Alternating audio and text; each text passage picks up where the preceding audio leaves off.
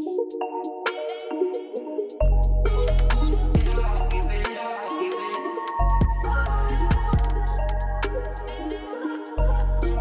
sont issus de ces quartiers décrits par certains comme des territoires perdus, éloignés de la République. Des policiers, des militaires qui ont pris l'uniforme pour se faire une place là où les statistiques ne les emmenaient pas. Armée, police, éducation nationale, leur expérience aujourd'hui est précieuse et ils portent une voix auprès de la jeunesse. Comment naissent ces vocations et à quel prix sont-elles suivies? Ambassadeurs anonymes du pacte républicain sur le terrain, c'est leur parcours, leurs doutes et leurs convictions que nous allons entendre aujourd'hui. Bienvenue dans Au Micro, une émission de débat de société avec des personnalités issues des quartiers ou non, à retrouver sur France 24, en podcast et sur YouTube. Bonjour à tous. Bonjour. Bonjour. Bienvenue donc dans ce débat qui se tient, une fois n'est pas coutume, sous les drapeaux de la République, puisqu'on est en fait dans cette belle salle de la mairie de Pierrefitte sur Seine dans le 93. Pour vous présenter Abdoulaye Kanté, vous êtes l'auteur de Policiers, enfants de la République. Vous y racontez vos débuts, malien d'origine, né à Ivry-sur-Seine, vous faites vos classes dans la Marine nationale, fierté de votre père, puis ce sera la police, où vous occupez différents postes de terrain. Non sans difficulté, mais c'est l'amour du métier qui domine dans ce livre, aux multiples pistes de réflexion. Madioula Aïdara Diaby, vous êtes élue à la mairie de l'Île-Saint-Denis, pas très loin. Votre carrière se fait à l'Éducation nationale, vous êtes aujourd'hui directrice d'un collège de la SECPA pour les jeunes en difficulté scolaire. On vous voit souvent à l'Assemblée nationale, où vous organisez des concours d'éloquence pour vos élèves. Plus qu'un poste que vous occupez, vous parlez de vocation. Capitaine Noureddine Abdouloussen, c'est important, on vous appelle capitaine, parce que vous êtes un ancien officier, vous avez servi au sein du 8e régiment parachutiste d'infanterie de marine. Vous êtes président et fondateur de Laissez-les servir, une association basée ici à Pierrefitte, qui utilise les codes sociaux de l'armée pour former une jeunesse en quête de cadre, dites-vous. Et Eliamine Setoul, vous êtes politologue et chercheur à l'IRSEM, donc à l'école militaire. Vous travaillez sur la sociologie des milieux de la défense et notamment sur des thèmes liés à l'ethnicité, l'immigration, les discriminations. Vous avez coordonné une revue consacrée aux descendants de l'immigration au sein de l'armée et de la police. Vous serez notre caution scientifique sur ce débat. Alors, tout d'abord, une question pour briser la glace. Qu'est-ce qui vous fait vibrer aujourd'hui dans votre métier? Ce sera un point de départ pour raconter ce que vous faites. Abdoulaye Kanté. Tout d'abord, je pense que ce qui est important, c'est que quand on fait un métier qui est le service public, c'est servir les autres. Et ce qui nous fait vibrer, on va dire très franchement, je pense que quand on voit qu'on se lève le matin et qu'on se dit qu'on a protégé, on a sauvé une vie, je pense que c'est la meilleure des récompenses que l'on peut avoir en fait dans notre République. Et se dire que quand on a sauvé une personne qui a été victime de violences, d'agressions, où on a peut-être mené une enquête à bout et que dans l'attente qu'une personne attendait qu'il y ait une forme de justice, on va dire, qui soit rendue. Donc c'est vrai que c'est quelque chose qui, pour nous, nous anime au quotidien. Et très sincèrement, je pense que quand vous êtes dans cette fonction qui est police, de la police nationale ou même d'autres métiers, c'est de se dire que quand on est au service du public, ça a son importance. Vous êtes animé par les mêmes choses, même si ce n'est pas du tout le même domaine, on s'entend? Absolument. Alors moi, ce qui m'anime, c'est tout simplement de me lever chaque matin et d'aimer ce que je fais. C'est plus qu'une vocation, c'est se dire qu'on va aider les élèves à grandir en humanité, à s'épanouir, faire d'eux des futurs citoyens à part entière et qui se disent que rien n'est impossible. Donc cette notion de citoyenneté, elle est importante dès le départ, vous la citez. Oui, elle est très importante. Je veux dire, quand on va à l'école, bien évidemment, les parents sont le premier éducateur, mais l'école est le second et il a un impact inconsidérable sur l'avenir de l'élève. Donc, œuvrer au mieux et aimer ce qu'on fait, aimer transmettre avec un échange avec les élèves, mais surtout les élever pour qu'ils puissent réussir dans l'avenir et surtout leur donner confiance en eux. Noureddine. Moi, ce qui m'a vraiment motivé, c'est mon parcours personnel. Je suis d'origine indienne, né à Madagascar. J'ai toujours été attiré par les ordres de la République, l'uniforme. Et la France m'a donné, à travers mon petit parcours humble, je dirais, l'expérience de montrer que ça marche, l'exemplarité visible. Et je me suis rendu compte qu'en donnant ce que la France m'a donné, et en montrant aux jeunes qu'on est redevable et qu'il y a une certaine forme de gratitude à mettre en place, on voit les résultats aujourd'hui. Et donc je rejoins mes deux amis qui sont sur le plateau, qui disent qu'effectivement, le civisme, la citoyenneté sont des valeurs très très fortes. Et à travers un parcours qu'on leur présente, les jeunes sont capables de s'adapter. Et c'est ça qui me motive tous les matins maintenant. Donc vous en sentez un peu ambassadeur. Ça je suis un ambassadeur et sans qu'on s'en aperçoive, j'exige d'être ambassadeur parce que la France m'a tellement donné et en fait, c'est peu de choses que de le rendre aujourd'hui. Et je sais que le chantier est énorme. Eliamine, je vous fais sortir du champ de la recherche pour parler de choses un peu plus intimes, mais parce que finalement, vous aussi, on peut je vibrer peux aussi dans la aussi, recherche. ce qui anime beaucoup de chercheurs, c'est souvent de déconstruire des stéréotypes, des préjugés. En plus, on sait qu'on est sur des sujets qui sont quand même assez chauds, qui cristallisent beaucoup d'attention médiatique, parfois de caricatures aussi. Donc je dirais que c'est déconstruire des stéréotypes, déconstruire des préjugés, et puis rendre visible l'invisible, comme diraient certains sociologues, c'est-à-dire aller au-delà des apparences pour essayer de comprendre la réalité sociale dans toute sa complexité. Aujourd'hui, votre parcours, il est empreint, vous le regardez avec, il est empreint de normalité, c'est une fierté, comment vous le regardez, par exemple, Madula? Bon, je dirais que c'est quand même empreint de normalité. Faut se dire que on a fréquenté l'école de la République. Le but, c'est de nous forger, de nous mener à exercer pour le bien commun, le bien de la société tout entière. Et à partir de là, transmettre ce que l'on peut transmettre ou non. Mais faire ce qu'on aime. Pour vous, non? Ouais, moi, je crois qu'il y a aussi une part de fierté. Dans mon cas, on ne peut pas transmettre s'il n'y a pas cette énergie de la fierté. C'est ce qui va tout au long de notre chemin, de notre vie, de montrer l'exemplarité. Et c'est important que d'être fier.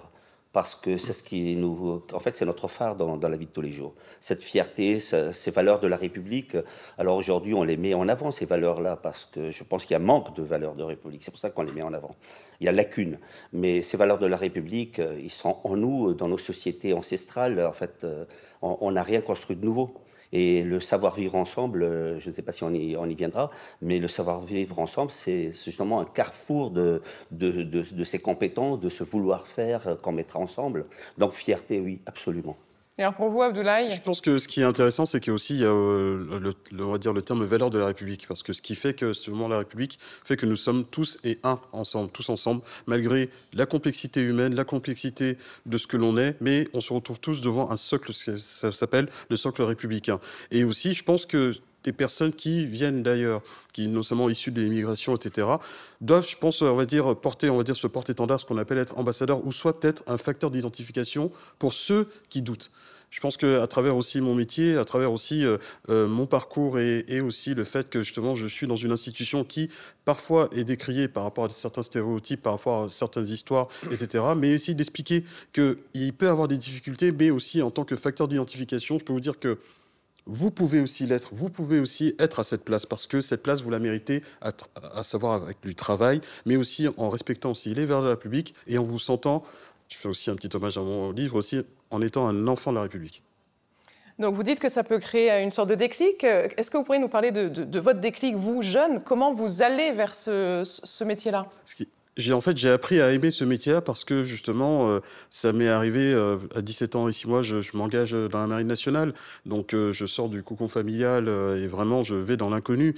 Et c'est vrai que là, à ce moment-là, j'apprends la collectivité, j'apprends aussi la rigueur, j'apprends aussi, on va dire, la dureté, on va dire, d'un métier et aussi les valeurs de l'uniforme. Parce que quand vous portez un uniforme, vous représentez, on va dire, tout un pays.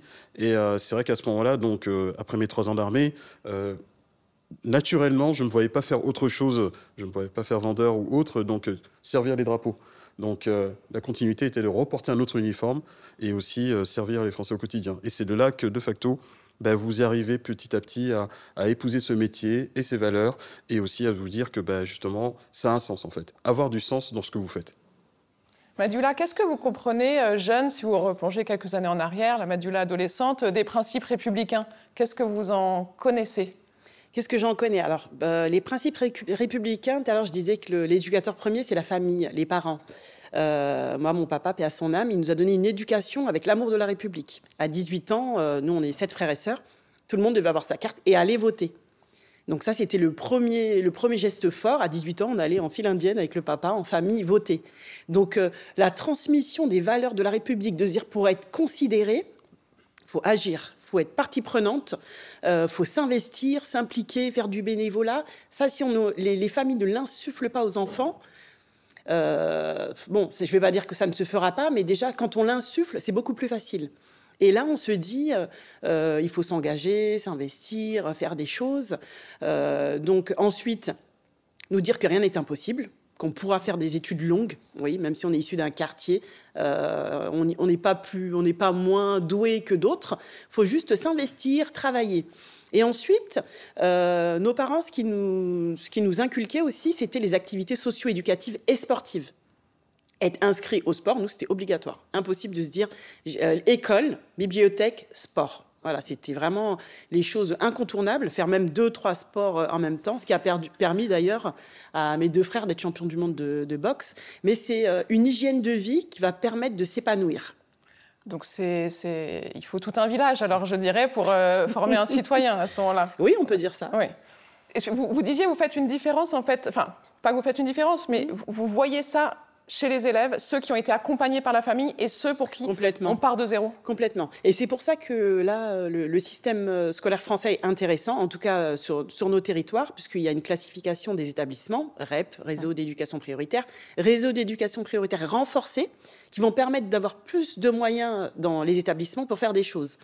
Par exemple, il y a des établissements où on aura l'école ouverte. L'école ouverte, c'est un financement qui va permettre l'ouverture de l'école en période de vacances scolaires et de proposer des activités qu'ils ne vont pas pouvoir faire au sein de la cellule familiale. Ça peut être de l'équitation, ça peut être des visites de Paris, la découverte, enfin des activités, aller au théâtre, au musée, des choses qu'ils ne feront pas spécialement dans leur famille.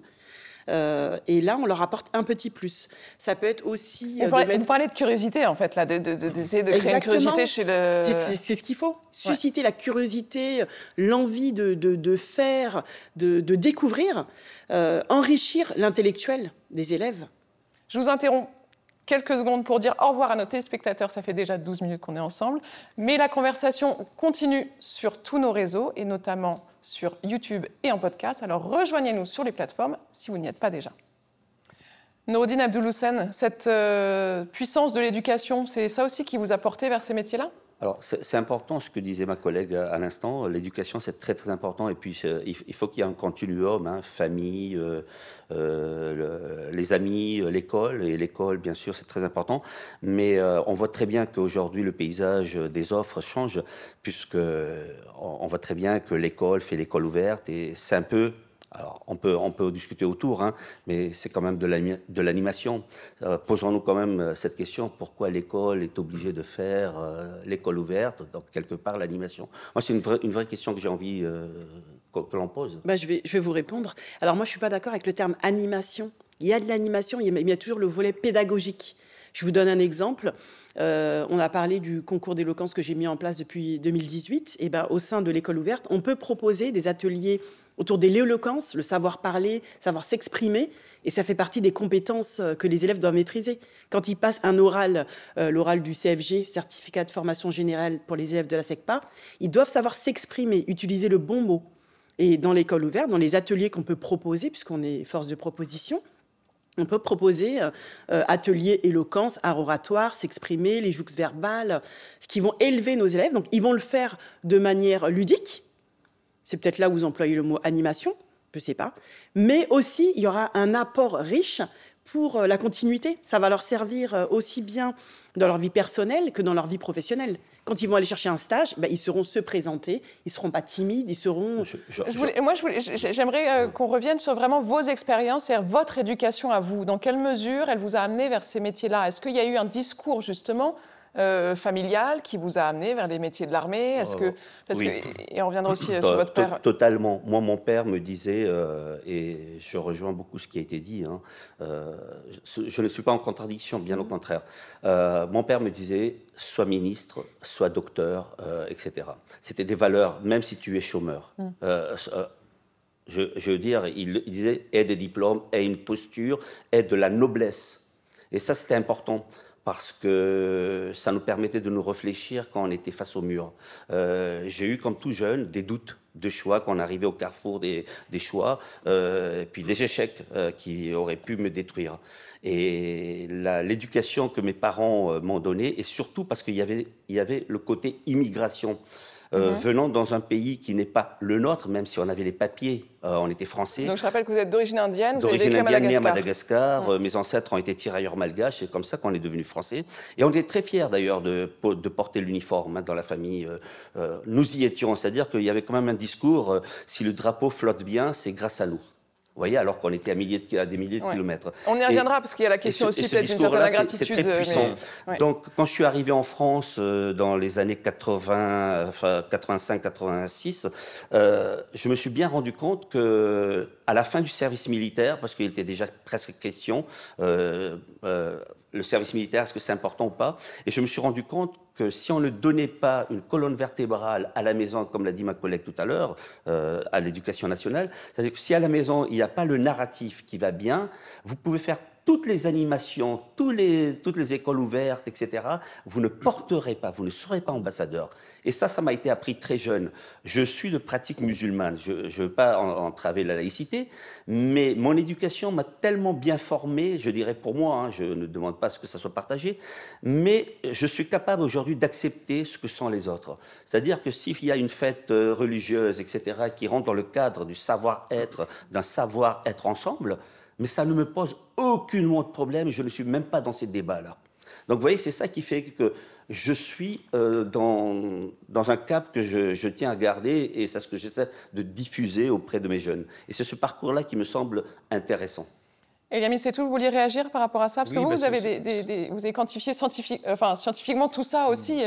Oui, ce témoignage illustre des données qu'on a dans les études de sociologie militaire. C'est-à-dire qu'on a parmi les jeunes engagés des jeunes qui rentrent, je dirais, par transmission familiale.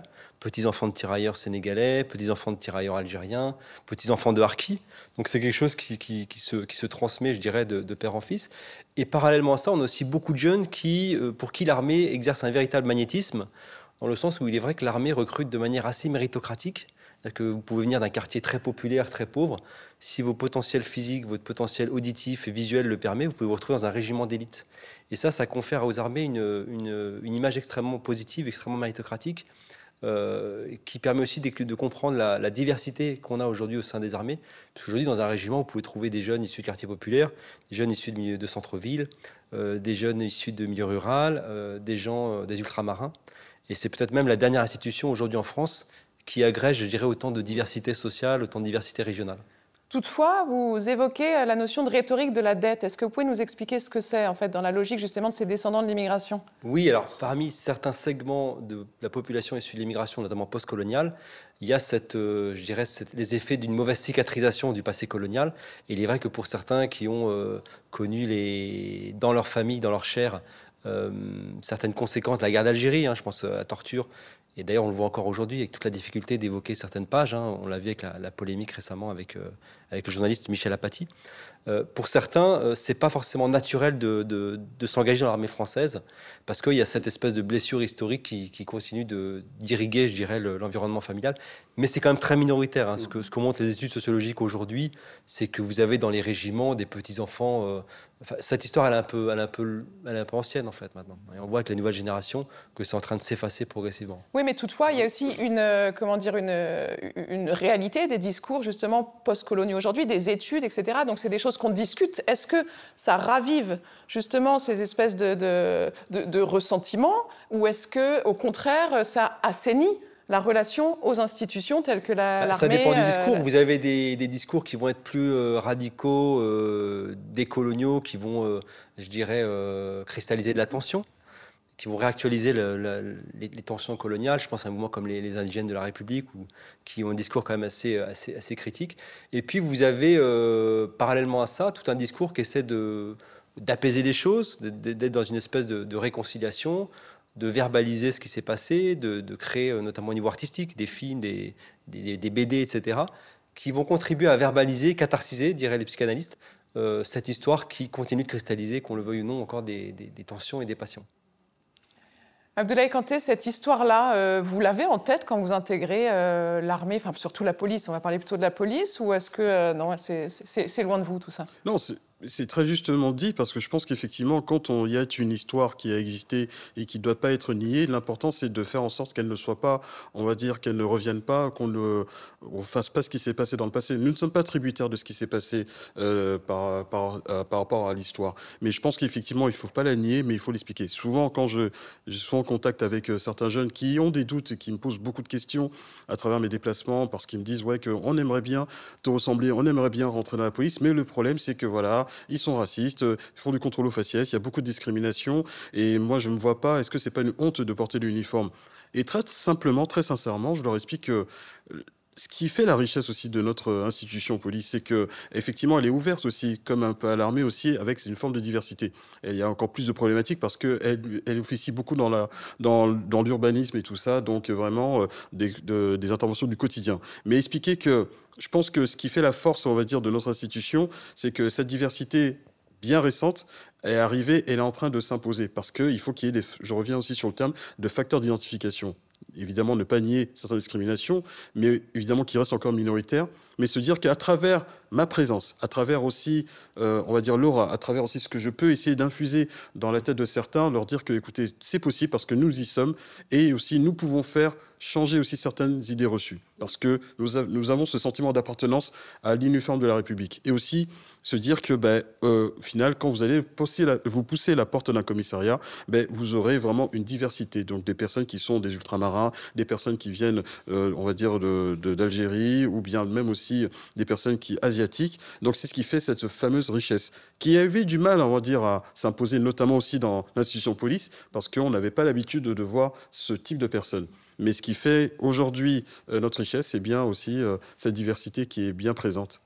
Et si je peux me permettre de rebondir, à juste titre, les médias ont un rôle très important en valorisant ce type de parcours qui sont inspirants. Vous avez créé un livre, vous avez un beau parcours, vous montrez, le champ des possibles, 2, qu'on peut venir de tel ou tel milieu, mais qu'avec un investissement, c'est possible.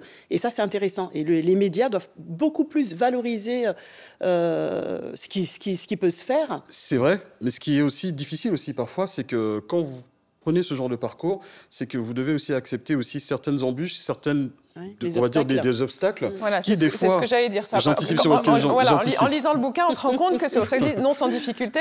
C'était pas simple. Non. Et puis il y a des attaques qui sont venues de tout bord. Et c'est-à-dire peut-être même du côté le plus inattendu, ceux qui vous ressemblent. C'est ce qu'ils ont, on va dire, cette espèce de tenaille identitaire, donc on va dire ce racisme intracommunautaire où, par exemple, vous êtes considéré comme un traître à votre race, un vendu, ou bien en insultant aussi l'histoire de votre de ce qui s'est passé avant. Et c'est vrai que et on est beaucoup en fait dans cette problématique-là, parce que beaucoup de nos collègues pendant une période en fait se posaient la question de se dire mais voilà, vous êtes considéré comme un vendu, mais pourtant je ne me pose pas ce genre de questions. C'est que j'ai eu cet honneur de pouvoir porter cet uniforme, mais quand effectivement vous allez dans certains quartiers populaires et qu'on vous dit malheureusement vous êtes obligé d'interpeller ou de contrôler certains qui vous ressemblent, certains vont y voir comme une forme de on va dire que vous êtes à la botte on va dire du blanc, du blanc qui vous a donné comme directive de pouvoir interpeller les autres. Donc, et je vais être très clair. C'est une lecture très raciale en fait qui est faite.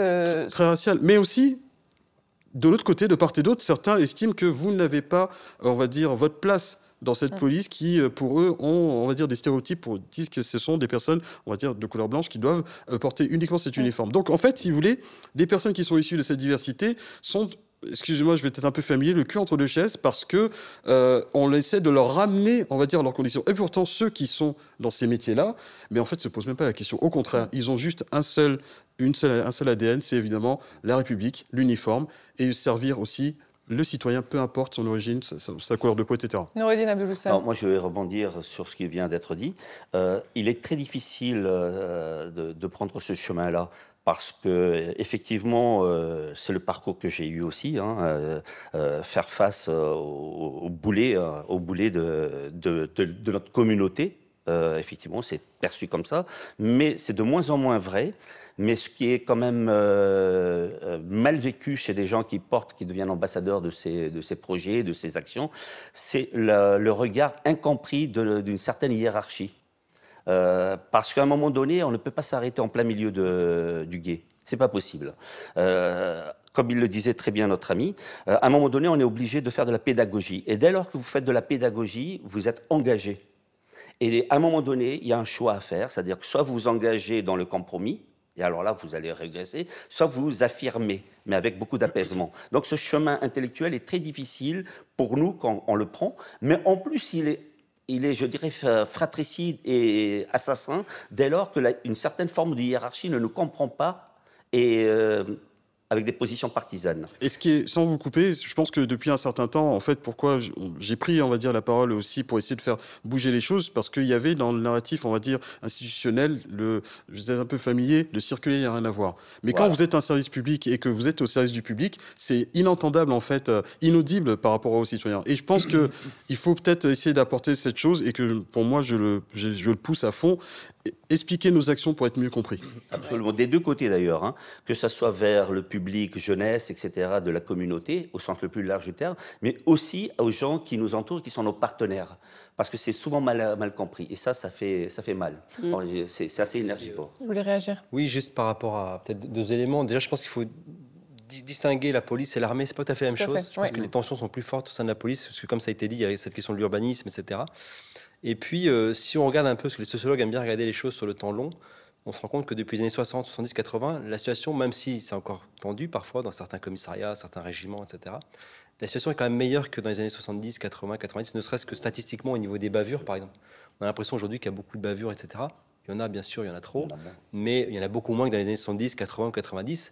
Il y a une pression c'est la médiatisation qui fait qu'on... Tout à fait. À l'époque, il n'y avait pas de smartphone, donc c'était la parole du policier contre celle du jeune, et c'était un petit peu déséquilibré.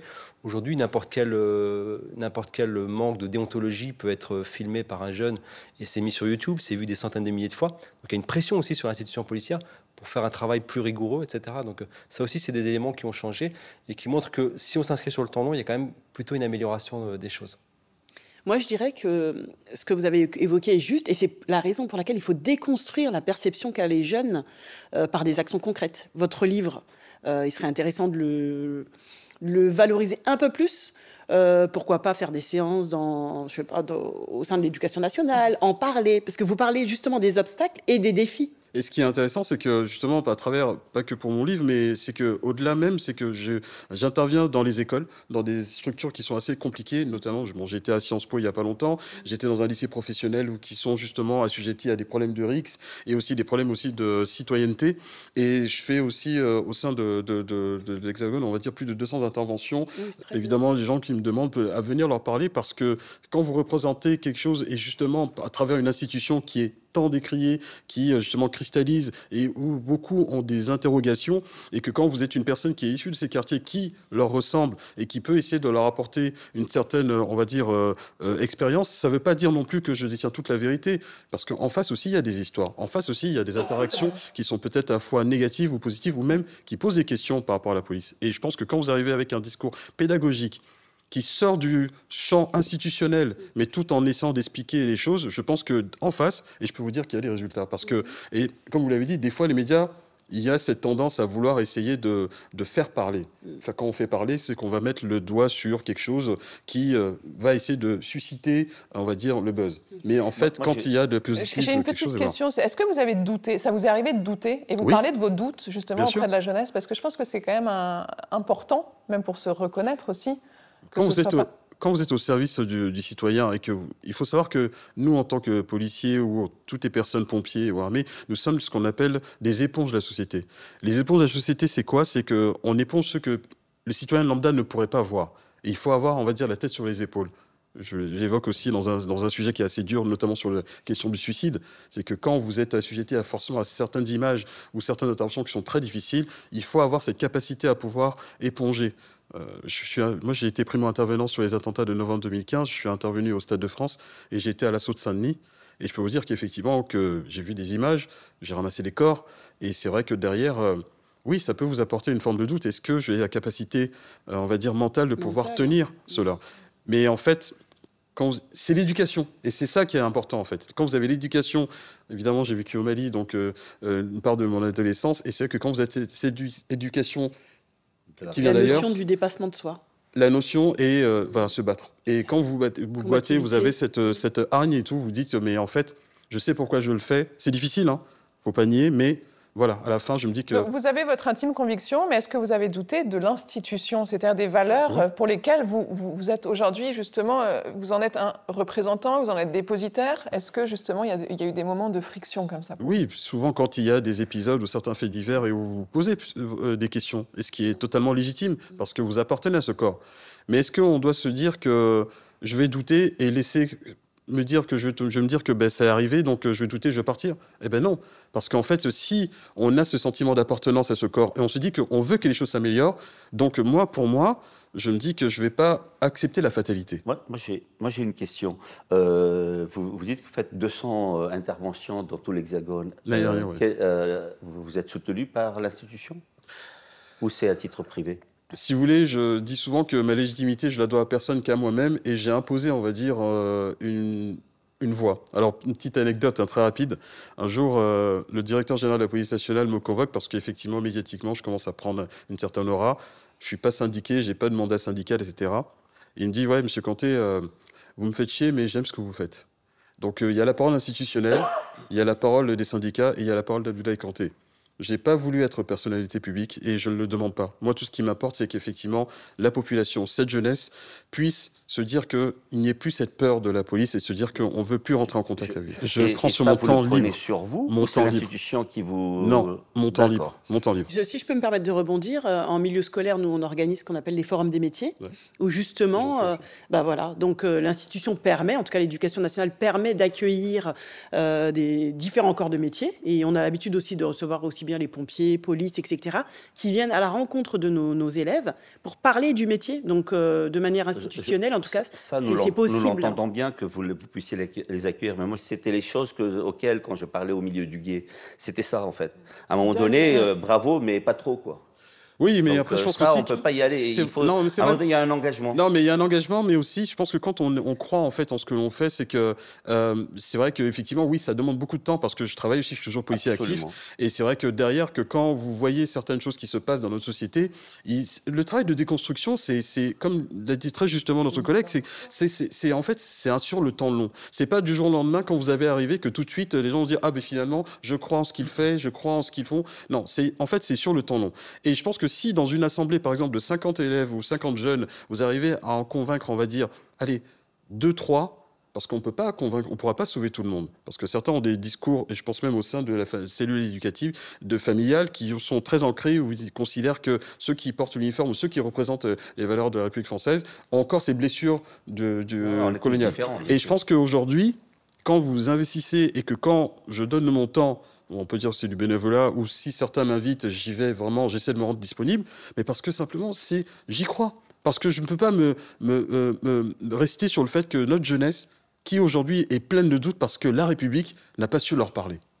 Et que quand vous venez, pareil, d'ailleurs, et que justement vous pouvez leur ressembler, et que vous avez un discours nuancé, sans nier certaines réalités, parce que c'est important aussi. Parce que quand vous arrivez avec un discours de la République et des institutions, il ne faut pas nier aussi certaines histoires. Mais leur dire qu'on ne va pas rester là-dessus, on ne va pas rester avec les plaies ouvertes. Eliamine Setoul, vous vouliez ajouter quelque chose à ce qui a Oui, été parallèlement à cet enjeu, je dirais, externe du rapport à la population, il y a aussi un enjeu interne, je pense, très fort, notamment la pénétration des idées ou des réseaux d'extrême droite au sein des institutions, que ce soit l'armée ou la police. Depuis quelques années, on a la DGSI qui démantèle des cellules et systématiquement, il y a souvent des anciens militaires, des anciens policiers, des anciens gendarmes, etc. Ça, je pense que c'est un risque à la fois interne en termes de cohésion, en termes d'inclusivité, mais aussi de recrutement, parce que si vous avez affaire à des acteurs qui portent ces idées, ça peut détourner des jeunes qui auraient une appétence pour intégrer ces institutions. Donc ça, je pense aussi que c'est un jeu qui doit être, qui à mon sens est pris en considération, mais qui doit faire l'objet d'une attention particulière.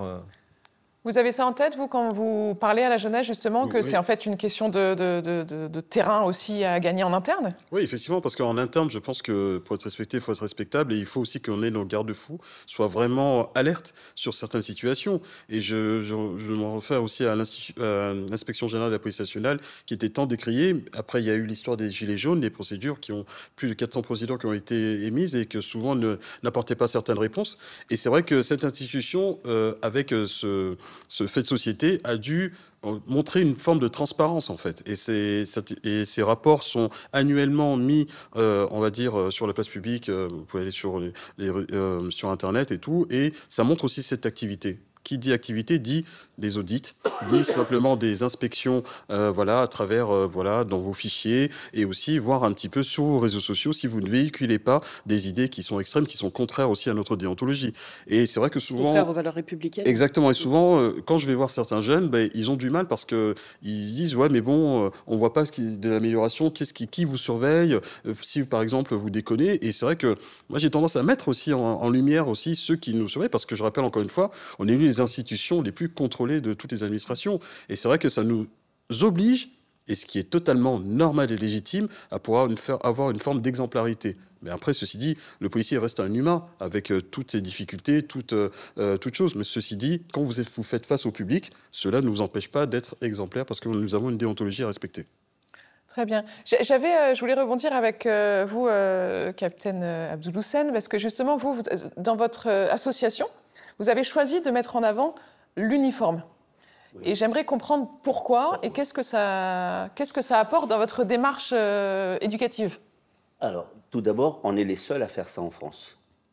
Il n'y en a pas. Il y a pas d'association qui fait ça d'emblée. D'inspiration militaire. D'inspiration militaire, et puis voilà. Surtout en termes de visibilité, de portant un uniforme. Alors, moi, j'ai affaire, dans l'association, nous avons affaire de plus en plus, malheureusement, à des jeunes qui manquent énormément de repères.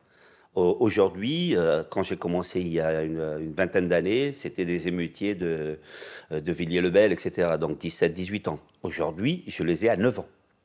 Là, récemment, on sort d'un séjour où un gamin de 9 ans m'a été confié par l'inspecteur académique, en disant voilà, qu'il y aille, en dehors des heures scolaires, hein, qu'il aille faire votre séjour, qu'il apprenne, texto c'est écrit, qu'il apprenne son métier d'élève à 9 ans. Alors, l'uniforme, c'est déjà une bonne chose parce que ça annonce l'exercice de l'autorité, qui est la même que celle du père, de la mère, de l'éducatrice, de la prof, du policier, quand on va chez le notable de la ville, le pharmacien, etc. Toutes ces valeurs qui ont été un petit peu perdues.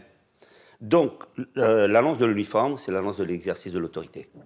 Le programme est tel, on est jeunesse et sport, mais le programme est tel qu'il n'y a pas de choix. C'est-à-dire que le programme est déjà édité et ils suivent un programme. On ne fait pas de l'animation, on fait de l'éducation. Alors, on ne le fait pas comme vous le faites parce que vous êtes quand même formés. Nous, on accompagne et on met ce que j'ai inventé, 2 concepts qui sont, je dirais, 2 oxymores, contrainte émancipatrice et autonomie encadrée. Plus ils avancent dans le cursus, moins ils ont de l'encadrement et plus ils ont de l'autonomie. Donc vous voyez, c'est un moteur qui les mène vers le haut. Et contrainte émancipatrice, pareil. Il y a des contraintes au départ, c'est des règles, je veux dire, c'est la boîte à chaussures, etc. Plus ils prennent de l'autonomie, moins il y a des contraintes et plus il y a de l'émancipation. Donc on monte en grade, etc. Donc vous voyez... Il y a des grades. Alors ça, c'est intéressant. Oui, on a des grades qui s'apparentent, voilà. Et je veux dire, c'est quelque chose qui est très marquant, à tel point que dans quelques jours, il y a le CIRFA, Centre d'information de recrutement des forces armées, qui vient vers nous en disant, mais réunissez vos jeunes, parce qu'ils sont déjà préformatés. Mais nous ne sommes pas une cellule de recrutement, hein, bien de loin de là. J'insiste, oui. Nous ne sommes pas, et je m'interdis de le faire. Parce que ce n'est pas parce qu'on porte un uniforme qu'on se doit d'aller vers un métier de l'uniforme. L'uniforme, il est dans la tête. Quand vous êtes directeur de BNP, vous avez un uniforme, c'est-à-dire que vous arrivez à l'heure, vous pointez, etc. C'est ça l'uniforme finalement. Et plus le cursus avance, moins on porte un uniforme visible. Donc on forme vraiment au civisme. Et ce civisme, je dirais, pratiquement international. On a été au Maroc, quand l'hymne marocain, on l'a entendu, mais mes gamins se sont mis un petit peu au garde à vous, à tel point que le commissaire est venu nous féliciter. C'est génial. Enfin, je veux dire, moi qui suis animateur en puissance, je suis ému. Je me dis, voilà un aboutissement. Mais l'hymne français, alors? Parce que là, vous parlez de l'hymne marocain. Alors, l'hymne français, bien sûr, ça fait partie du pactage, évidemment. Et c'est là où on fait nation. Parce que, comme disait mon collègue en face, il disait, mais oui, il y a des jeunes qui portent une charge affective plus ou moins vis-à-vis de la nation. Elle n'a pas dit ça comme ça, mais eh ben, chez nous, qu'ils soient citoyens français avec des papiers ou pas, eh bien, ils font nation le jour de la commémoration ou tout simplement lors de levée des couleurs. Donc, vous voyez que c'est un ciment. Alors bien sûr, il est artificiel, mais c'est important. Donc nous avons fait le choix, qui est accepté par beaucoup d'élus, d'ailleurs le maire de Pierrefitte, voilà, lequel nous a accueillis avec les conditions telles que nous les avons proposées. Mais alors, comment c'est reçu par la jeunesse? Parce que ça, c'est votre postulat de départ, ce que vous développez. Est-ce que justement, ça peut être un peu un repoussoir, cet uniforme? Au contraire, ils y adhèrent assez vite? Pas du tout. Moi, je joue beaucoup sur le choc de l'exemplarité visible. Bon, vous avez bien vu la tête que j'ai. Il y a plein de concepts. Je porte quand même une certaine couleur, etc. Et quand on voit, c'est ce que vous décriviez à l'instant, c'est-à-dire les insignes, les ordres de la République, alors bien sûr, on voit ça sur la tête du jeune qu'il est en opposition complète pour différentes raisons. Et moi, ce qui m'intéresse, c'est les raisons pour lesquelles il ne veut pas adhérer. Et alors, c'est un moyen de discussion, tout en gardant l'autorité, parce qu'effectivement, je représente une autorité. Il est hors de question de me faire bafouer, salir, insulter. Et on arrive très vite à le faire adhérer parce qu'on le challenge. Vous savez, un jeune a besoin de challenge dans la vie, a besoin de défis. Et dès lors que vous mettez des mots et des choses construites et fédératrices, le beau, l'excellence, la performance, la solidarité, eh bien, je crois que l'uniforme, une fois qu'il est bien identifié à ça, ben, c'est un élément fédérateur. C'est ce que disait mon collègue à côté ici. Ben, il faut faire attention. C'est-à-dire que si on ne fait pas attention, mais par contre, il suffit de... on est dans l'alchimie de la levure. On ne fait pas attention, on bascule de l'autre côté sur des valeurs porteuses des extrêmes. Et ça, c'est vraiment pas bien. Et là, je crois que le jeune, il identifie très vite, on ne peut pas le berner. Et là, l'affaire est foutue. Madula, quel regard vous portez? Parce que c'est quand même un vrai projet qu'il a lancé, qui peut être à la fois vu comme complémentaire ou je vois ça carrément comme quelque chose de complémentaire.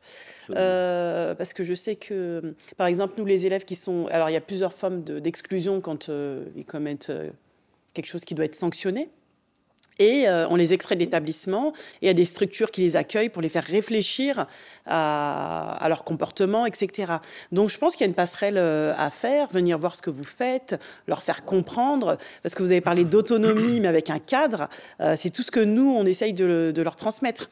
Et des fois, passer la main à des relais, à des partenaires, c'est vu différemment, ils comprennent, parce qu'on a beau leur marteler, leur expliquer, mais des fois que ce soit un autre partenaire peut l'expliquer différemment, et l'élève peut plus accrocher, comprendre, revenir, avoir réfléchi. Alors, nous travaillons beaucoup aussi sur la parentalité. Alors, j'aime pas le mot « nos quartiers », mais malheureusement, on est une éponge aussi. Le problème vient aussi de la matrice familiale. Toujours, l'historique nos familial, gamins, bien sûr. Sont éduqués dans la rue à être des... voilà, ce sont des gens qui n'acceptent pas la cellule familiale. Il faut montrer aux copains qu'on est l'homme de la famille alors qu'ils ont 13 ans, etc., etc. Donc il y a une certaine violence que ces jeunes véhiculent. Et nous faisons un travail très intéressant. Nous ramenons la maman, c'est souvent la maman malheureusement, qui est là, et le père au centre du dispositif. Ils participent à nos activités et où on remet le père et la mère sur le piédestal de la hiérarchie familiale, c'est-à-dire sur la place du prescripteur. Chose qu'ils ne savent même pas. D'ailleurs, même les parents ne savent pas être prescripteurs aujourd'hui. Donc, on remet. Et c'est pour ça qu'on a quelques expériences très, très réussies avec l'éducation nationale, où je veux dire, quand on les repasse, parce que nous, notre vœu pieux, c'est pas de les garder à vita aeternam. Leur place est à l'école de la République, c'est-à-dire chez vous.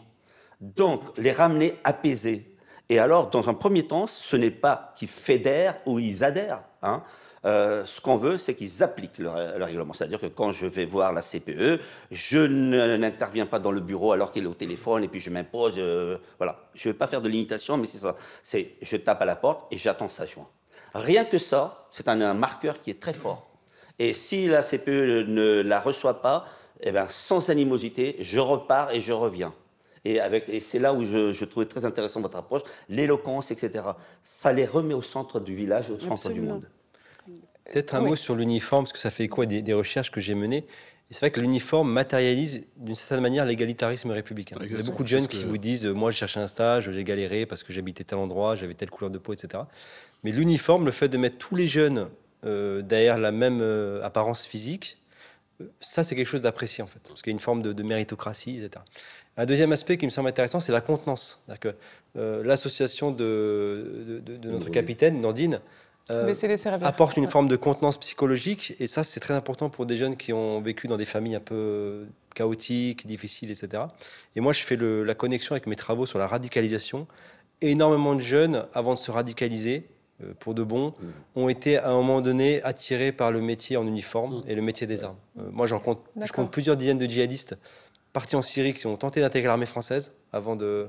Et pareil pour l'ultra-droite. Vous avez des jeunes qui cherchent un cadre structurant, valorisant, des repères, qui ne les trouvent pas parce qu'ils échouent aux tests physiques, psychotechniques, ils n'ont pas la mentalité, la motivation, etc. Et ben, ils vont trouver un autre cadre structurant et valorisant dans la radicalisation, en fait. Alors, nous, on prend tous les jeunes, hein, qui soient français, pas français, sans papier, des MNA, et des handicapés. C'est-à-dire qu'on les met à pied d'égalité. Alors, celui qui ne peut pas faire la piscine, ben, il va tenir le sifflet. Mais il aura le diplôme à la fin, comme tout le monde. Et donc, on participe. Et je pense que c'est très important, cette façon de voir. Un dernier exemple, le chant des Africains, qui fait énormément de débats au bas de nos escaliers. Eh ben, chez nous, il ne fait pas de débat parce que à certains Vous pouvez nous expliquer un peu le chant des Africains? C'est le chant de l'armée, de la force noire, de l'armée d'Afrique, ce qu'on appelle l'armée noire, hein. D'ailleurs qu'on appelle les tirailleurs sénégalais, qui n'étaient pas que sénégalais du Sénégal d'aujourd'hui, c'est le fameux Soudan français. Et donc ce chant-là, c'est le chant de ces Africains qui ont donné le sang pour la France. Alors évidemment, j'entends tous ces jeunes qui disent oui, mais effectivement, on nous a poussé à faire nos ancêtres, etc. Ils ont raison. Moi, je ne le discute pas, et d'ailleurs, je dis, vous avez raison. Mais ce qui est aujourd'hui, c'est que tu es en France, et tu as le devoir et l'avenir de la France. C'est toi. À moins que tu quittes ce pays, mais a priori, ce n'est pas dans le programme, dans les 2 heures qui suivent. Donc, on va apprendre ce que c'est le chant des Africains. C'est le chant que tes ancêtres ont chanté. Et si aujourd'hui le drapeau flotte bien, c'est merci à ces gens-là. C'est-à-dire que ce pays-là est dorénavant le tien. Ne me parle pas de tes papiers. Si toi, tu n'es pas fier et tu ne te bats pas pour avoir ta place le 14 juillet dans le village, et c'est pour ça que les élus m'écoutent aujourd'hui. Et ce discours-là, il est entendu, et là, il y a un déclic, il y a l'effet Keep School chez le jeune. On dit, ouais, c'est vrai que je n'ai pas le bac, j'ai raté tout, je suis dehors, je suis en train de vendre les conneries, mais là, il y a le maire avec son écharpe qui viendra me voir, et je serai au garde à vous. Est-ce que ce discours, il est porté avec assez de force à l'éducation nationale, ou est-ce qu'il y a une réflexion, justement, en interne? Comment...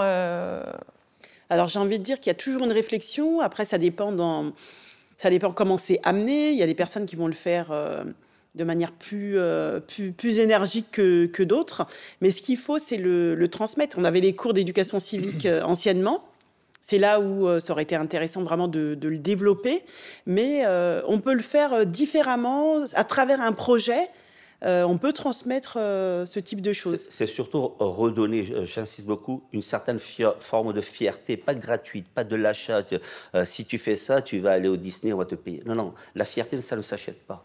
Il y a aussi, vous pouvez aussi, je pense aussi, peut-être vous parler aussi justement de l'éducation civique, où il y a une méconnaissance, et ça je l'ai remarqué lors de mes déplacements, des méconnaissances de la jeunesse des institutions, du fonctionnement des institutions. Et c'est vrai que et c'est pour ça que je pense qu'il faut pousser aussi que certains représentants de chaque institution, que ce soit la justice, que ce soit même l'administration civile ou police ou armée, qui aillent justement vers cette jeunesse, parce que souvent ils ont cette sensation que ils comprennent pas en fait le discours institutionnel, le discours de cette République qui est censé, on va dire, les amener vers eux. Et c'est vrai qu'à ce moment-là, donc il y a cette problématique à la fois de l'égalité, et aussi de ce sentiment d'appartenance aussi, à se dire que, écoutez, vous êtes de ce côté du périph', on va vous injecter de l'argent et voilà, tout va. Mais le problème, c'est qu'il ne faut pas justement être dans cette forme d'assimilation, de se dire que, écoutez, vous êtes là, vous venez de quartier populaire, issu d'immigration, on va vous aider, mais on ne va pas vous mettre dans ce socle républicain. Il faut s'approprier, il faut leur permettre de s'approprier justement ces institutions et ces concepts. Il faut les réconcilier avec l'institution républicaine. Et je pense qu'à travers de différents parcours, je pense qu'il y a aussi je pense aussi ce devoir même aussi, et se dire que, oui, il faut qu'on soit ce facteur aussi, cette espèce de relais pour pouvoir les réconcilier avec, je dirais même pas réconcilier, parce qu'il y a des incompréhensions et non pas, on va dire, un fossé. Moi, je vais même vous donner un autre exemple. Portant l'uniforme, vous voyez, on peut être identifié à beaucoup de choses, l'extrême droite, tout ça, dans l'offre aujourd'hui des jeunesse banlieue. Eh bien, nous, on n'a aucun complexe à aller visiter le musée de l'immigration. Expliquer, oui, c'était comme ça, regardez nos ancêtres. Moi-même, j'ai eu des ancêtres noirs, c'est vous dire, hein, parce que Madagascar, en fait, on a vécu tout ça à travers le voisin, la tante, le grand-oncle. Donc voilà, on n'a aucun complexe. Effectivement, ça existe. Vous savez, un certain 14 juillet, j'ai été officier de liaison pour l'armée indienne qui avait défilé. Oui, Et TF1, je me souviens, a fait le reportage sur moi et surtout, ils avaient un gars qui parlait la langue indienne. Et donc, c'était, je crois, Jean-Claude Narcy qui me pose la question, devant tout le monde, en disant, voilà, il y a un officier indien. Et là, tout calme, parce que je suis républicain et fier d'être français. Il dit, non, je vous corrige, je suis français et j'ai la chance de parler leur langue.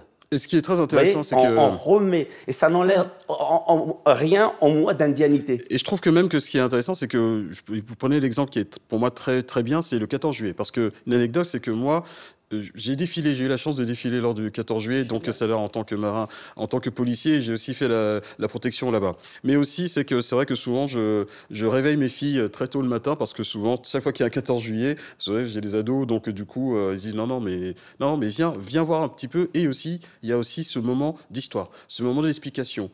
J'ai ma dernière fille qui, elle aussi, se pose des questions de savoir, mais c'est pourquoi cette armée-là, pourquoi ils défilent, pourquoi en fait, c'est ce qui fait que ce sont ces femmes et ces hommes engagés sous une seule et même bannière, qui se sont battus et qui se battent au quotidien pour pouvoir faire en sorte que tu puisses te balader dans toute cette quiétude. Et c'est vrai que c'est ça, en fait, donner sens à l'engagement en lui-même de ces personnes-là. Et comment l'expliquer ? À travers aussi le côté ludique, à travers aussi le côté historique, et essayer de pouvoir les asseoir, mais vraiment leur expliquer, parce que nous aussi, ça nous permet aussi de nous valoriser, de dire, ben voilà ce que je fais, voilà pourquoi en fait aujourd'hui tu peux te balader comme ça en toute sécurité, parce que tu as des personnes, des femmes et des hommes qui sont totalement engagés par rapport à ça. Et ce travail-là doit être expliqué. On dit oui, mais bon, il faut l'expliquer, parce que ça a son importance. Ouais. Et alors, je vous parlais de transmission, mais il y a aussi aujourd'hui un contexte international qui est relativement lourd, notamment la guerre en Ukraine, avec des questions intimes qui se posent à tout un chacun.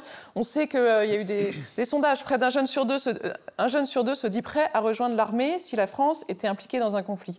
Est-ce que vous, qui êtes en contact régulièrement avec des jeunes en SECPA, vous avez eu ces conversations avec eux? Est-ce que c'est un sujet qui est abordé? C'est un sujet qui était abordé, mais en fait, comment dirais-je, l'actualité est tellement florissante, il y a tellement de choses que aujourd'hui on va parler de l'Ukraine, après on va parler d'autres choses. Donc il y a un coup ils vont se sentir concernés et en parler. Et quand l'actualité va virer sur toute autre chose, ils vont zapper. Comme là, l'actualité, c'est autour du défunt Aboubacar Cissé, qui a été tué dans une mosquée. Donc, ça fait écho, encore une fois, au racisme, à l'islamophobie. Donc là, c'est le sujet actuel où ils se disent qu'on est à l'abri nulle part. Il est à la fois noir, à la fois musulman. Faut combattre tout ça. Ça pourrait être un levier d'engagement aussi. On peut tout à fait le transformer comme ça. Exactement. Ouais. Donc, en fait, à partir du moment où on reconnaît que certains jeunes peuvent se sentir déconnectés des institutions, il faut trouver le moyen d'y remédier. Et remédier comment ? En déliant la parole. Et on peut imaginer que des sujets de géopolitique soient abordés, parce absolument, que c'est vrai que ça occupe beaucoup les esprits en ce moment. Qu'est-ce que vous diriez, Eliamine Setou ? Je ne sais pas si vous avez des recherches récentes. C'est vrai que l'actualité change énormément, mais est-ce qu'il y a un impact des changements géopolitiques récents, justement, sur cette perception depuis la jeunesse ? Il y a une veille du ministère des Armées. Aujourd'hui, c'est un des gros chantiers, c'est la mobilisation des jeunes. Dans un contexte où déjà on est en déficit de recrutement, c'est-à-dire qu'on a depuis 3 ans 2500 postes non pourvus au sein des armées, donc il y a une crise déjà, je dirais, structurelle. Sur la question de l'Ukraine, effectivement, là aujourd'hui, l'enjeu pour les armées, c'est d'optimiser le potentiel de mobilisation avec plusieurs défis. D'une part, ça c'est observable dans pas mal de pays européens, c'est le fait que pour beaucoup d'Européens, l'Ukraine, c'est pas forcément l'Europe. Donc, beaucoup de jeunes vous diraient que si l'Allemagne était envahie ou l'Espagne était envahie, j'irais m'engager, mais l'Ukraine, c'est un peu plus loin, un peu plus exotique, entre guillemets. Et puis des problématiques aussi de recrutement qu'on a qui sont plus systémiques, qui sont l'évolution de la jeunesse, notamment les questions d'obésité, les questions de problèmes visuels, etc. Ça, c'est des vrais enjeux aujourd'hui pour les armées. C'est-à-dire qu'on n'a pas assez de jeunes. On a une jeunesse qui n'est pas en très bonne santé. Qui n'ont pas la santé nécessaire. Okay. Ouais. Donc physiquement, qui n'ont pas les compétences physiques pour assurer ce type de fonctions. Et puis aussi, il y a une dernière dimension qui est connectée aussi à cette émission aussi aujourd'hui, c'est aussi le discours médiatique. C'est difficile de motiver des jeunes, de leur dire allez vous battre pour le pays, s'ils ils voient des médias qui parlent d'eux négativement à longueur de journée. C'est un frein aussi important qui, je pense, doit être interrogé. Nordine, là-dessus, vous avez des discussions justement avec les Oui, jeunes, vous alors- les voyez tous les 4 matins, donc Alors, j'imagine qu'il y a des réactions surtout nous, sur... nous, on a en plus la chance d'avoir un échantillon hexagonal. Oui. euh, de tout le pays, des Bayonnais, de l'Ardéchois, etc. Et effectivement, malgré le fait on porte un uniforme, etc., il n'y a pas une propension, pas un engouement pour l'armée. Le Attention, CIRPA va être déçu. voilà, l'armée de projection à l'Est. Ouais. L'armée de projection, parce que je suis d'origine malienne, ça c'était un rêve.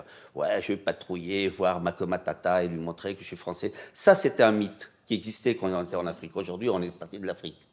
Donc j'avais plein d'Ivoiriens qui étaient contents. Je dis, tiens, mon rêve, enfin, pendant 3 ans de contrat, si j'ai la chance de partir en Côte d'Ivoire, de faire une patrouille et de montrer aux cousins d'en face que je suis français, c'était le petit mythe.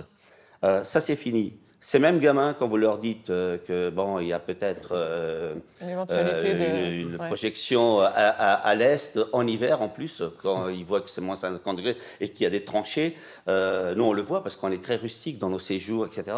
Ben, je pense que l'armée aura des grosses difficultés de recrutement. Une différence fondamentale, c'est que c'est un conflit à haute mortalité en Ukraine. Donc voilà. C'est une différence, je sais que les opérations en Afrique. Ils le savent, ça? Ah oui, C'est ça, ils le perçu par la savent, jeunesse. Ils le savent parce qu'en fait, aujourd'hui, avec TikTok, etc., vous avez plein de jeunes, d'ailleurs, je voulais rebondir tout à l'heure, ne sont pas partis en Syrie, et c'était moche, mais qu'on ferme les yeux parce qu'ils partent à l'Est. Il y a quand même un petit côté assez bienveillant. Et ils reviennent, il y a certains, d'ailleurs la presse en fait état, reviennent, ils sont morts, ils n'ont pas été sélectionnés par l'armée, donc ils ont été engagés dans l'armée ukrainienne. Donc on a des faits. Et les gamins sont très au fait de ces événements. Donc en fait, ils sont pas volontaires pour y aller. Hein. Vraiment pas, on le sent. Par contre, ils sont patriotes. Il y a une certaine forme de patriotisme. Alors oui, comment vous le décrivez, ce patriotisme que vous l'engagement avez à de déceler? proximité. Ouais. Transnational, c'est-à-dire que je veux bien donner de la nourriture, partager, faire les premiers secours, s'il y a une explosion, s'il y a une intervention. On fait beaucoup d'efforts aussi pour faire reconnaître les galons de la police, pour pouvoir aider la police. Mes respects, monsieur le brigadier chef. Et voilà, là, vous voyez, c'est un signe de contact, comment je peux vous aider, etc. Ce type d'engagement, on l'a vu après 2015, c'est-à-dire qu'on a eu une hausse pas des candidatures, mais de l'intérêt des jeunes pour intégrer les armées ou la police. Tout milieu confondu? Est-ce que on n'a pas de statistiques ethniques, mais non, on n'a pas de statistiques, mais de manière générale, il y avait quand même une appétence pour l'engagement, parce que l'idée c'était de sanctuariser le pays aussi. Il y a cette idée, on s'engage pour protéger notre pays. C'est pas la même chose de s'engager pour protéger les frontières que de s'engager à l'autre bout du monde pour intervenir dans un pays qu'on connaît pas, etc. Il y a aussi parfois une distinction entre ces deux dimensions. Tout à fait. Alors, dans le pacte républicain, il y a évidemment la laïcité comme rempart de protection de la liberté de culte, l'obligation de neutralité pour les services de l'État et les agents. Vous en parlez très rapidement, en fait, dans votre livre. Vous disiez justement circuler, il n'y a rien à voir, enfin, dans le sens où vous êtes musulman, mais ça n'a pas été un sujet. J'ai pas voulu en faire un sujet parce que quand il s'agit de la foi, en fait, pour moi, c'est la sphère privée. Effectivement, aussi, je peux aussi m'émouvoir du fait que quand on parle aussi d'une religion et que peut-être de manière incomprise et que des choses qui sont, on va dire, divulguées, qui sont fausses, évidemment, ça me touche. Mais ce qui fait aussi cette appartenance aussi, cette beauté aussi du pacte républicain, c'est qu'on peut venir de partout. On peut avoir une religion autre que la nôtre à partir du moment que si la notion de respect est intégrée dans la tête de chacun. Pour moi, ça a son importance. Et encore une fois, je suis très attaché au principe de laïcité parce que, bien évidemment, quand on sert le public, on est dans un service public. Évidemment, c'est le devoir de neutralité qui est là. Après, effectivement, chacun, en dehors de la sphère, on va dire, du service public, tu as le droit de croire en qui tu veux, ce que tu veux, à condition que tu me respectes. Voilà, c'est ça en fait qui pour moi était très important. Et je l'évoque aussi parce que souvent la laïcité est des fois malheureusement mal comprise par certains et que quand on est dans un service public, et nous on est formés, donc obligatoire. En plus c'est une formation qui est obligatoire sur les principes de la laïcité. Et je trouve que pour moi c'est très intéressant parce que à partir du moment que quand vous mettez, on va dire, l'uniforme républicain, vos idées personnelles, vos idées, on va dire, religieuses ou autres, vous les mettez de côté le temps de votre vocation, le temps de quand vous servez, on va dire, le public. Parce que quelle serait la légitimité de la République si, par exemple, vous venez avec vos idéaux et que, de l'autre côté, il n'y aura aucune cohérence si vous servez quelqu'un avec, on va dire, un a priori ou un préjugé déjà. Ça mettrait en contradiction avec vos valeurs républicaines. Comment c'est compris par une jeunesse qui, elle, aime à s'affirmer par sa religion aussi aujourd'hui? Le problème, en fait, c'est encore une fois l'éducation et aussi, j'en veux beaucoup aussi aux réseaux sociaux, il y a ce grand problème où, effectivement, la plupart des jeunes, maintenant, s'informent à travers les réseaux sociaux. Ils ne regardent plus la télé, les jeunes. J'ai vu que c'était les 20 ans de YouTube, et YouTube était considéré la première télé, on va dire, mondiale. Parce qu'aujourd'hui, plus personne, malheureusement, ne regarde les informations ou la télé. Et c'est vrai qu'il faut aussi une forme d'éducation, j'ai envie de dire, numérique. L'éducation aussi au bon usage des réseaux sociaux, expliquer que c'est parce que tu as vu ça sur les réseaux sociaux que c'est forcément vrai. Il faut apprendre à aller chercher, on va dire, la vraie information. Mais vous pensez à quoi spécifiquement, justement, sur cette question de... La génération TikTok. La génération TikTok, ou bien la génération Snapchat, etc., qui, en quelques secondes, simplement, moi j'appelle ça l'info popcorn, c'est que, voilà, je vais juste prendre ce qui m'intéresse, et hop, voilà, en une fraction de seconde. Mais je ne vais pas aller chercher, aller voir des données, même aussi par rapport à des statistiques, essayer de m'informer pour essayer de recouper, ça c'est le taf des journalistes, essayer de recouper certaines informations. Et c'est vrai que par rapport au fait de la religion, je pense que beaucoup de jeunes ont ce sentiment d'appartenance à la religion, mais le problème, c'est que quand on leur dit, voilà, vous êtes quand même des enfants de la République, et qu'il y a certains endroits où la religion, en fait, est mise de côté, ils ont du mal à le comprendre, cela. Nordine, vous êtes d'accord? J'imagine que le sujet vient assez vite. Le sujet est très, très intéressant, et nous, on n'a aucun problème là-dessus. Je vais vous expliquer pourquoi. Parce que le mot laïcité, moi, je ne sais pas ce que c'est, par contre, vous l'avez dit, tolérance, et prosélytisme, c'est-à-dire l'antiprosélytisme, et l'acceptation. Dès lors qu'il y a ça, et à tel point que, par exemple, quand, je vous le disais tout à l'heure, il y a la Sainte-Geneviève, la commémoration pour la ville de Paris et force de l'ordre, on y va à la messe, il n'y a pas de problème. Et alors, pour se faire accepter, et vous avez raison, qu'il y a quand même on peut avoir quelques problèmes individuels, on parle de leurs problèmes en amont. Mais ça se fait en amont, c'est pas à 8h du matin pour 9h. Donc il y a des journées de préparation, etc. Où effectivement on met en évidence qu'il est bouddhiste, qu'il est musulman, etc. Et que ça. Et on se met d'accord sur le protocole. Nous on parle beaucoup de protocole, c'est-à-dire qu'on arrive en détachement, etc. Donc ça, en fait, le protocole, le groupe, et on peut décliner ça, le groupe scolaire. Mais ce travail-là, s'il n'est pas fait profondément en amont, comprenez qu'on peut avoir des problèmes. Donc, ce travail étant fait, partagé et fait fédérateur avec les familles, puisque le rôle de la famille est très important, parce qu'une fois qu'on laisse le gamin tout seul, le narratif, vous imaginez, qu'il peut avoir à la maison, etc. Donc, il faut faire un travail sur plusieurs cercles en amont. Et une fois que c'est fait, je vous assure que ça se passe très très bien et les gens adhèrent, sont même très fiers de participer à des cérémonies, je ne dis pas religieuses, mais républicaines, parce que nos fêtes sont républicaines, elles sont dans le calendrier. C'est apparu comme un sujet dans vos recherches? Au sein des armées, la laïcité, c'est assez méconnu, mais c'est une laïcité qui est très inclusive. Il faut savoir que l'article 2 de la loi de 1905, de la loi de séparation, disait la laïcité doit permettre de croire ou de ne pas croire en Dieu, y compris dans les espaces fermés. C'est pour ça que dans les espaces fermés comme les prisons, les hôpitaux ou les bases militaires, on a des acteurs qui sont financés par l'État, qui font du culte et qui sont financés par l'État. Des aumôniers, tout à fait. Donc on a des aumôniers musulmans au sein des armées françaises. Ça se passe très bien parce que l'objectif des armées, c'est la cohésion interne. Et donc, un jeune militaire français israélite peut manger kasher en opération extérieure, un jeune musulman peut manger halal, et ça pose aucun souci. Mais c'est l'incarnation, je dirais, d'une laïcité inclusive dans sa philosophie. Donc on pourrait peut-être s'inspirer un petit peu plus à la tout à fait, je pense qu'on gagnerait à s'inspirer. Peut-être à l'éducation nationale aussi, je ne sais pas ce que vous en pensez, mais je vais rebondir avec Madoula parce que ça m'intéresse à votre point de vue là-dessus. Nous, la première page qu'on a dans le règlement intérieur, c'est la charte de la laïcité. Voilà, qui est déclinée, qui est signée obligatoirement par les parents. L'après-rentrée, quand les professeurs principaux reçoivent leur classe, on relit, on fait comprendre. Donc, expliquer que la base, c'est le respect, la tolérance, et ces convictions, on les garde sans entraver l'autre, quoi. Donc, c'est le fondement, la laïcité, c'est le fondement même de l'éducation. Alors, ça marche très bien à l'armée, il l'a dit, c'est pas un problème. Parce qu'avant, l'aumônier musulman israélite ou le curé, l'aumônier catholique ou protestant, il est avant tout militaire.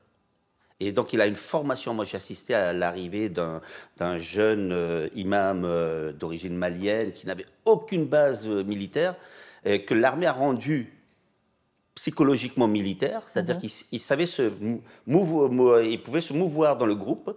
Et c'est en second plan qu'il est aumônier. Et c'est pour ça que ça marche. J'entends. Alors, il n'est pas militaire pour aller au combat, attention, et d'ailleurs, ils n'ont pas d'armes, mais en fait, ils sont militaires, c'est-à-dire qu'ils sont capables d'écouter... Dans l'état d'esprit. Ils sont projetés non, en mais c'est ce que je dis, opération, mais ils portent pas... voilà, ils ne sont pas amenés à... Moi, j'étais au Tchad avec le nouvel arrivant, et il a été très vite militarisé. Il avait compris la nécessité et l'obligation d'être militaire avant d'être imam. Et c'est ça qui fait que ça marche. C'est cette cohésion-là. On va s'approcher de la fin de ce débat, mais en quelques mots, aujourd'hui, quels sont les défis de vos institutions respectives qui vous tiennent à cœur ? Si on doit parler de la police, je pense que ce n'est pas quelques mots qu'il faudrait, donc, parce que le chantier est vaste. Mais pour autant, je pense qu'il y a eu une forme d'amélioration par rapport aux années 60, etc. Donc du coup, je pense qu'on tend vers l'amélioration, mais effectivement, on doit encore se mettre au niveau de l'évolution de la société, notamment sur les questions de discrimination, sur les questions des violences illégitimes, sur les questions aussi de mettre des mots MOTS sur des mots MAUX. Donc effectivement, ne pas les nier. Mais aussi se dire aussi, montrer cette fierté de porter cet uniforme et de dire pourquoi en fait on fait ce métier-là. L'attractivité, évidemment, malheureusement, pose toujours des questions parce que certains doutent aussi à vouloir épouser ce genre d'institution. Mais je pense qu'à travers des messages notamment de certains ambassadeurs, de certains facteurs d'identification, non seulement on aura tout à gagner à montrer que l'utilité de ces institutions dans notre quotidien, mais aussi évidemment croire aussi en ce que l'on fait pour les autres. Expliquez davantage. Madiola, pour vous? Moi, je dirais tout simplement que malgré tous les obstacles que l'on peut avoir, où la jeunesse se sent parfois déconnectée des institutions, la lutte contre le décrochage scolaire, tout ce qu'il peut y avoir, continuer à relever le défi, être force de proposition pour les élever et les amener à la réussite, redonner plus de vigueur, plus de rayonnement à certains métiers, leur montrer le champ des possibles, que tout est possible, les tirer vers le haut, comme je l'ai dit tout à l'heure, leur apprendre à grandir en humanité et à s'épanouir. Vous avez des moments de doute parfois, vous? On dirait pas? Non. Moi, je pars du principe que tout problème a une solution. Donc voilà, et c'est une forme de résilience qui fera qu'on va avancer de manière collective. Donc je crois fortement à l'intelligence collective. Je pense que si on est autour de cette table avec nos différentes casquettes, conjointement, on peut réussir à faire changer les choses. En tout cas, il faut y croire pour y arriver. Nourdine, un défi pour vous, alors même si vous n'êtes pas réserviste, c'est tout. Moi, le défi, c'est la jeunesse. Là, je vois à l'horizon, ça fait 20 ans que je vois ça, c'est la banalisation des faits divers pour cette jeunesse, l'ultra-violence. Il y avait un mot qui s'appelait micro-délinquance, mais maintenant, le micro, il faut l'enlever. Le policier ici dira. Donc, c'est ce défi-là et qu'il faudra vraiment qu'on résolve très vite en faisant approprier nos jeunes à ce pays qui a de la valeur, qui a de la richesse, parce que c'est aussi une source de problème, le fait de ne pas s'approprier. Et deuxième problème, puisque je ne suis pas légitime, mais vu que j'ai été un peu militaire, c'est que l'armée s'approprie l'espace de la ville, et non pas que l'espace de la projection. Ça peut faire un peu peur, ça encore un an. Ça fait un peu le lien avec... Moi, j'en vois deux défis importants. D'une part, diffuser l'esprit de défense dans toutes les strates de la société, y compris les territoires, on va dire, plus relégués, populaires, etc.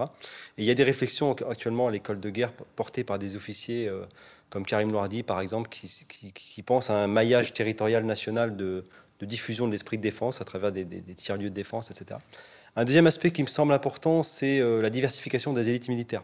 Donc on a une armée qui est très diversifiée, mais quand on monte dans les hauts rangs, les hauts grades, ça se blanchit, entre guillemets. Et je pense qu'on doit mettre le paquet là-dessus. Autant sur la féminisation, il y a eu des progrès incontestables, autant sur la diversification des origines, etc. Je pense qu'il y a encore là un défi important. C'est un problème qui n'est pas seulement le problème des armées, effectivement, c'est l'histoire de plafond de verre et qui doivent peser un petit peu sur la vision justement des valeurs républicaines. Merci beaucoup à tous de nous avoir suivis. Merci aux jeunes de laisser les servir, d'avoir servi le café justement ce matin pour nous. À très bientôt sur France 24.